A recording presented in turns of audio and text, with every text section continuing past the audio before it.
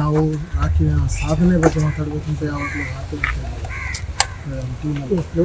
ಈ ಸ್ಥಿತಿಯಲ್ಲಿ ಮಾತಾಡ್ತಿದ್ದೀವಿ ಅಂತ ನಮ್ಗೆ ಗೊತ್ತಿಲ್ಲ.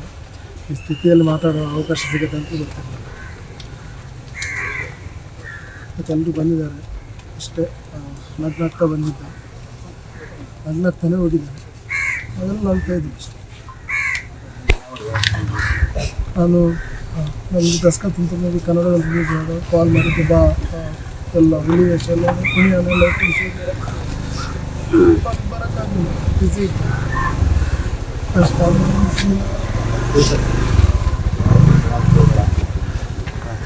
ಆ್ಯಕ್ಚುಲಿ ಕಾಂತಾರ 2 ಕೂಡ ಆ್ಯಕ್ಟ್ ಮಾಡಿದ್ರು. ಒಳ್ಳೆ ಸಿನಿಮಾದಲ್ಲಿ ಆ್ಯಕ್ಟ್ ಮಾಡ್ತಿದ್ದೆ. ನಮಗೊಂದು ಸಂಭ್ರಮ ಇತ್ತು. ಒಳ್ಳೆ ಕ್ಯಾರೆಕ್ಟರ್ ಮಾಡ್ಕೊಂಡು ಬರ್ತಾ ಇದ್ದಾರೆ.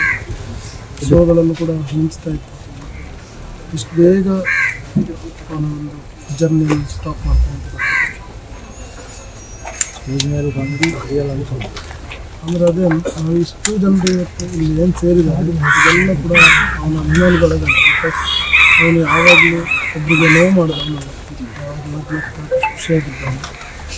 ಅವನಿಗೆ ನೋವಿದ್ರು ಕೂಡ ತೋರಿಸ್ಕೊಳ್ತಿದ್ದೀವಿ ಎಲ್ಲರ ಜೊತೆ ಚೆನ್ನಾಗಿದ್ದಾನೆ. ಲೈಫಲ್ಲಿ ತುಂಬ ಖುಷಿಯನ್ನು ತೋರಿಸಿದ್ದಾನೆ ಅವನು.